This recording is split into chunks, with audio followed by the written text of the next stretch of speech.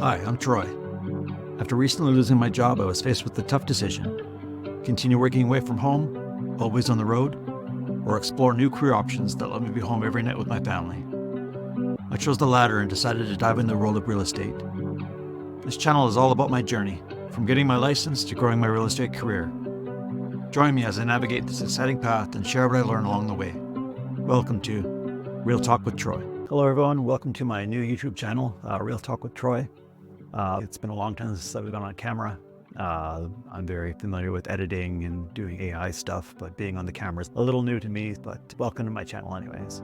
So why are we here? I thought I'd open up a YouTube channel just to talk about my experiences going into real estate, really what brought me here and my challenges getting into it, and my successes is going forward, and maybe be a resource for other real estate agents coming into this field, to give them some tips and tricks to see what happens. But really, I just wanted to get into it and give you an idea with what I've been doing and what I'm up to and where we're at this point. So again, welcome. I've been dealing with a few things recently as far as getting into that. And obviously, if you saw that at the beginning of the channel, you know that I lost my job.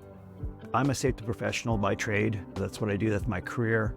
However, I've been on the road for a long time. Ever since 2007, I think I've been on the road, and I really just don't want to go on the road again to a Fort McMurray or sleeping in hotels and sleeping in camps again. I'm almost 50 years old and I'm just not keen on doing that again. Here we are. I lost my job. I was electrical distribution account manager for Saskatchewan, and unfortunately the company that I was with, we just really didn't do enough business to provide for my role and where I was. And I completely understand that. There was a slow development. But I was let go and had to go on. I'm on EI right now. So that's where I'm at. I decided to think about what I wanted to do for the future, and I really don't want to be traveling away from home. I don't have kids, but I have a couple pets. I'm married, and I really just want to spend the rest of my life in Regina with friends and family and doing the stuff that I love and being home every night and every weekend. So I decided to make the decision to get into real estate. I have a close friend in real estate that I talked to about it and interviewed her and the breakdown of it. And it seemed like a really good fit for me. I have a sales background, really interested in real estate, really interested in home development, home renovation, and that's something I'm very keen about. So I decided to talk to my wife, and it was decided that we would pursue real estate as a career. So there's where I'm at. I've had a few stumbles and setbacks already. As soon as I decided to do this, I phoned you because I understand that if you are to take training, that you're going to need the acceptance of them to say, hey, I could be on EI while I'm taking this training. I also wanted to find out if there was any financial grants or bursaries or programs that I can go into to be covered with my tuition.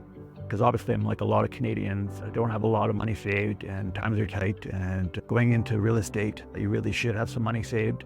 I don't have enough, to be honest with you, but I really did ask for help. So what had been happening is I got on the line with Yorkton institution. I think it was something with SAS Jobs, and I'm still not familiar with how SAS Jobs is different, how the federal government, the provincial government work together with EI. That's something I guess I'm going to have to learn a little bit more about. But I got on the line with them and I said, hey, listen, I've got a good plan here. I want to become a real estate agent. This is what I want to do. I really want to get into this career. These are the steps that I've taken to get to that point. If you really enjoy this channel, here's the spiel.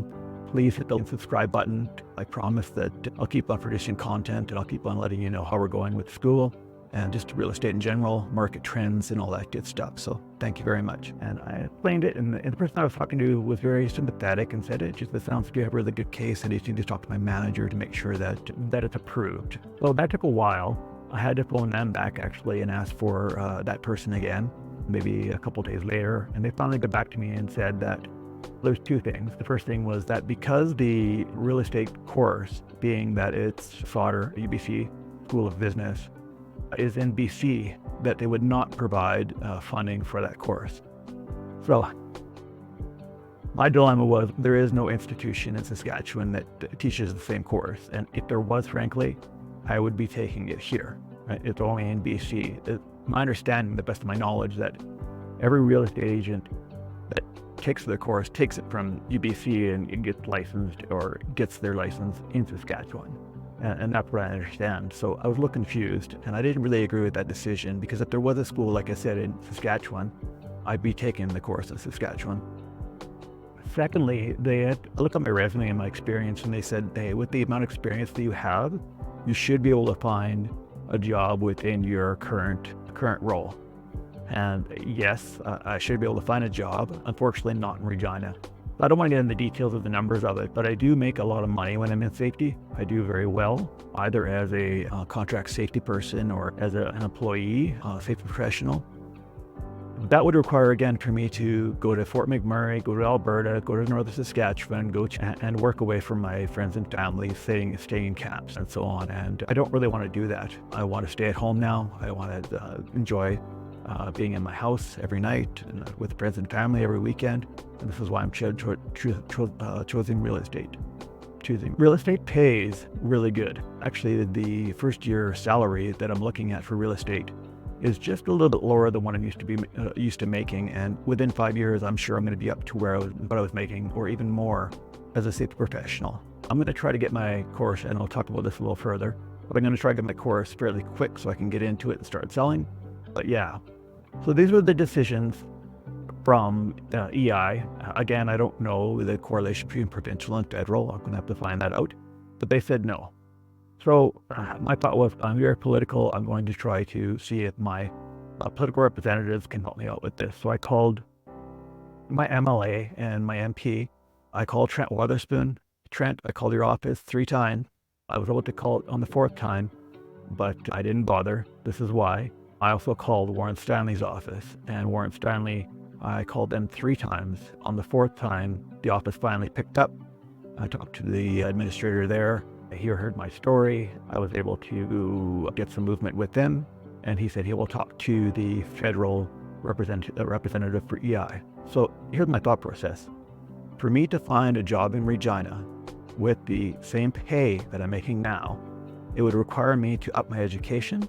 I would most likely have to take my CRSP, which is a time-consuming thing, and it does cost money. It would take me a long time to find this job because they don't come up that often. The high-paying safety jobs in Regina, they're just non-existent. Not all the time, but if you don't have the proper training, then it becomes more difficult. So the way I looked at it is I could be on EI for 2 or 3 months while I'm taking my real estate license. Well, once I'm done that, then I can go into the real estate area and come off of EI and start making a paycheck within 2 or 3 months. If I was to do it the other way and look for a high-paying job of safety within Regina, then it would take a lot longer, and I would end up earning more EI, and I would bring up more taxpayer money. We don't want to do this, right? We want to get back to work as soon as possible. So that was my beef, right? I think it's a good plan for me to go into real estate. I think I could be very successful, and they just weren't willing to help. And now that's the process, what we're looking for. So on these next episodes, as we come up here, I'll keep you in the know of what happened and if they do accept this, and if there's any funding or bursaries out there for fledgling real estate agents coming into this business. So I registered on Saturday. I got my acceptance and my login on Monday, and now I'm into day 1, day 2, day 3 of learning now.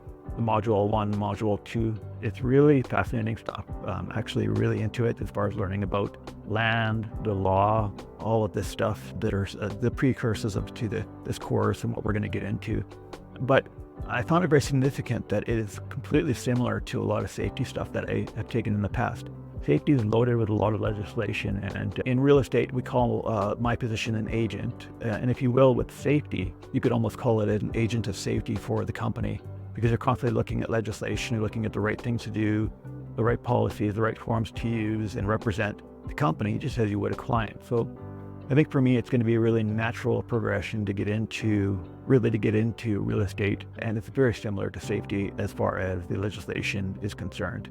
So far, that's what I noticed. So the association lists 4 main phases to become a realtor. And I want to just go back to this as them saying that because of the schooling's not available in Saskatchewan, I couldn't get the funding or maybe on EI a period of time or be covered for EI while I'm taking this course. But they say the first 4 main phases, this is the first. So they say to become registered to trade real estate in Saskatchewan, you must complete the education required by the Saskatchewan Real Estate Commission and provided by UBC Sauder School of Business. They say that SR8 does not provide pre-licensed education. I hope you enjoyed this update. Subscribe to Real Talk with Troy, and we'll have more content very shortly. Thank you very much for taking the time to watch the video. Take care. Have a good day. Troy Nordike here.